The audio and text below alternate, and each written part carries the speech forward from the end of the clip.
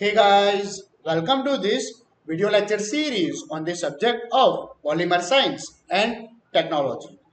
I'm Harsh Panchal, Assistant Professor in Chemical Engineering Department of LJ Institute of Engineering and Technology.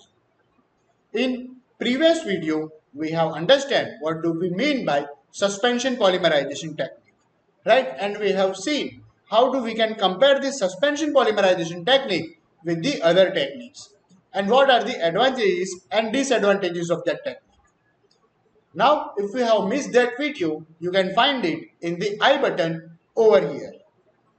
Now, having said that, let me just move to the one of the important technique and widely used technique of the polymerization, and that is emulsion polymerization technique.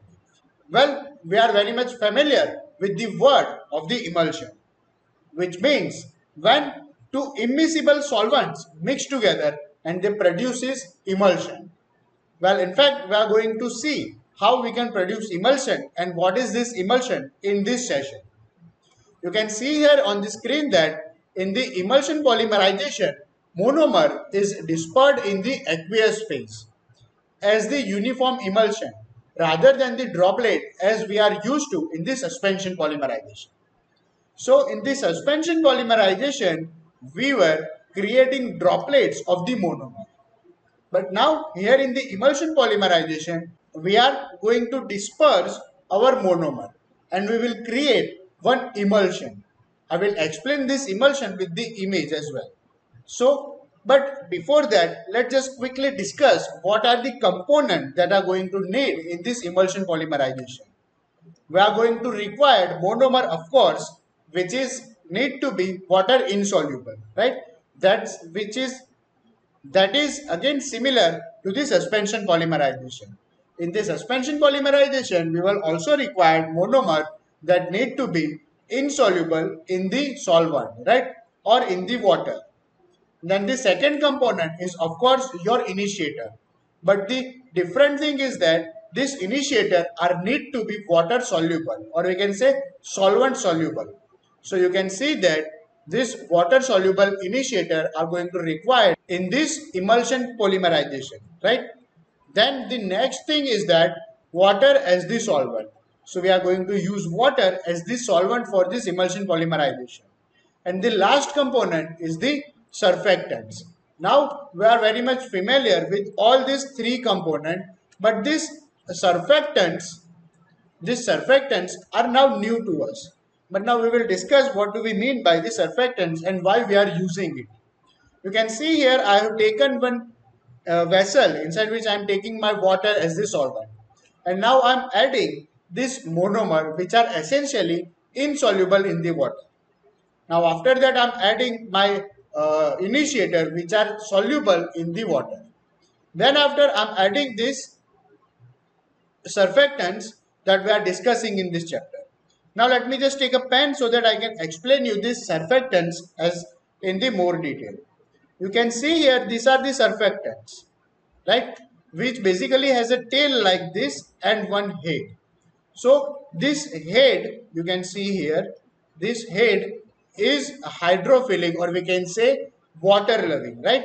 So which is essentially soluble in the water. But this tail you can see here, this tail of the surfactant is water hating or we can say hydrophobic, right? So this tail is not soluble in the water. Now this surfactant word is combination of the surface active reagent. So this surface active reagent basically provide stability to the emulsion, right? They stabilize the emulsion and they also act and they are also very much useful in the polymerization reaction, right? As their head is water loving and their tail is water hating. So this one side of this polymer, so this one side of the surfactant will attract it towards the water and the tail will be repelled towards the water. That means it will not attract it towards the water, right? Now having said that, let's just move to the emulsion polymerization techniques and understand what this technique is actually. Now you can see here on the screen that the essential property of the monomer is that it should be immiscible in the water. You can see here that monomer should be immiscible in the water so that it can form emulsion over the surface of the solvent or the water. You can see here monomer should be immiscible in water so that it can form emulsion over the water surface.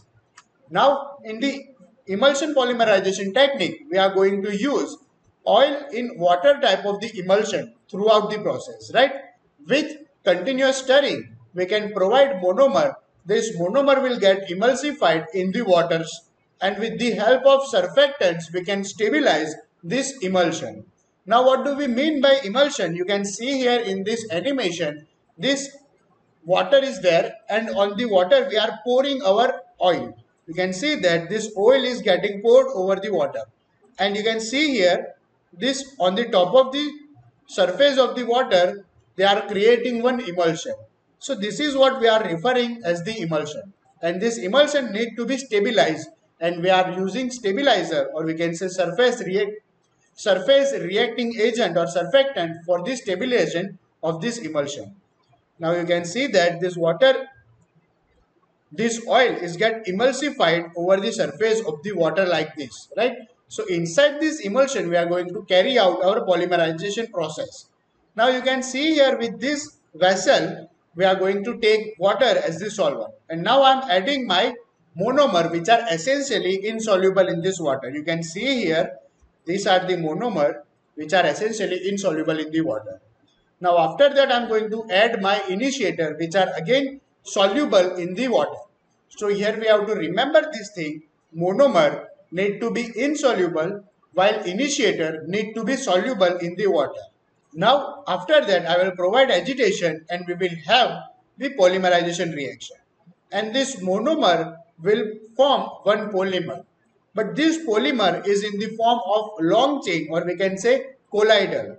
Right, you can see here initially polymerization take place in the form of colloid.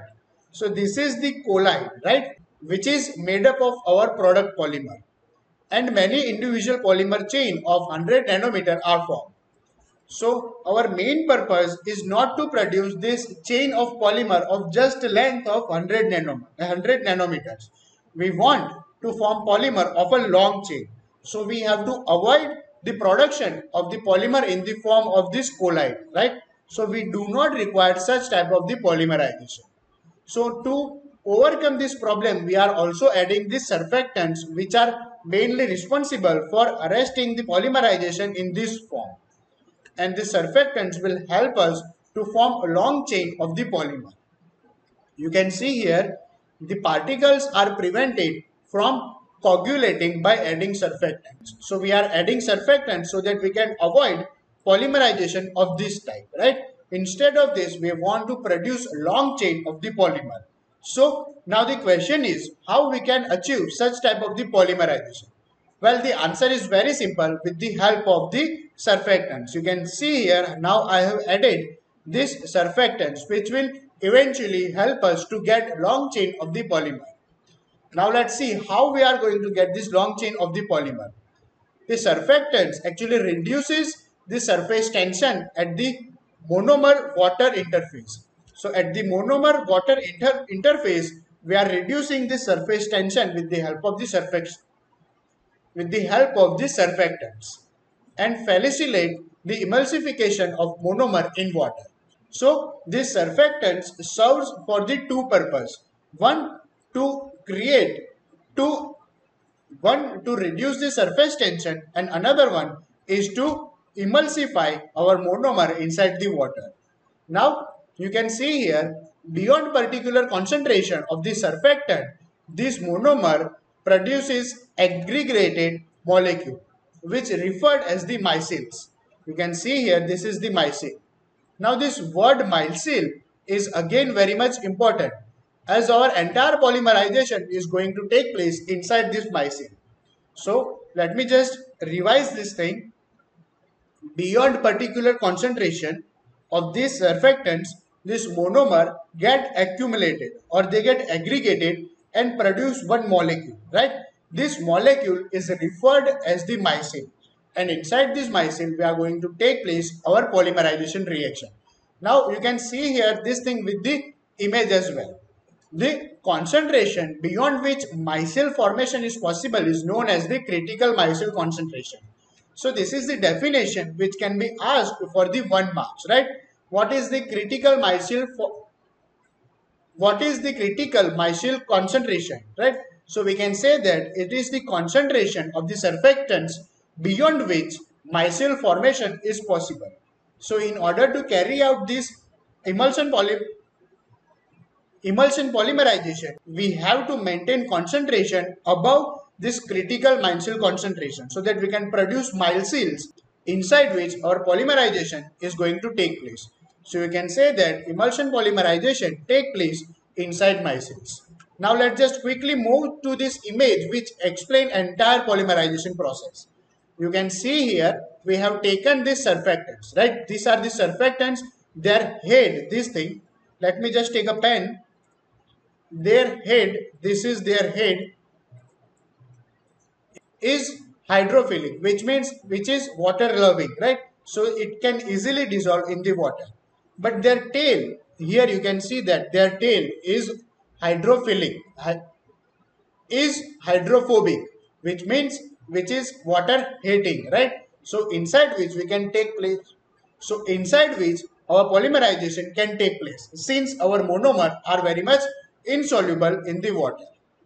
Now you can see that as our monomer will come in a contact with this surfactants like this, you can see here, this entire thing is now known as the micelle.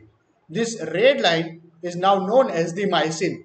So when this monomer will come in a contact with this micelle, it will directly go to the center because this monomer are water insoluble. And this tail of the surfactant is again hydrophobic, which is also insoluble in water. So at the center of this micelle we will get insoluble matter, right? The tail of surfactants and monomer both are insoluble in this region of the center, right? Now you can see that we are getting our monomer at the center, right, which is the insoluble region. So as if we supply sufficient amount of heat, this polymerization will take place at the center of the micelle where our monomer are present, right here. Now you can see that in this image, this reaction has take place and we are getting our polymer at the center, right? So now we have produced our polymer inside the center of the micelle. Now we can easily remove this surfactant and we can get our polymer in the final form. So this was all about the emulsion polymerization. This entire image explains the concept of the emulsion polymerization, right? You can see here in the initial stage we are going to take this surfactants which has two things. Their head is hydrophilic while their tail is the hydrophobic. So at the center of this micelle we will get insoluble matter, right? So when this monomer here in this image, when this monomer which is hydrophobic, that is it is insoluble in water, will come in a contact and in the center it will be reacted on the application of the heat and it will produce polymer like this here in this image, right? So entire concept of the emulsion polymerization is explained in this image. Now having said that, this conclude the concept of emulsion polymerization. Now in the next video, we will be discussing about their advantages and different disadvantages of this emulsion polymerization technique. And we will see different application of this emulsion polymerization techniques. We will see you in the next video. Till then, keep watching, keep learning. Thank you.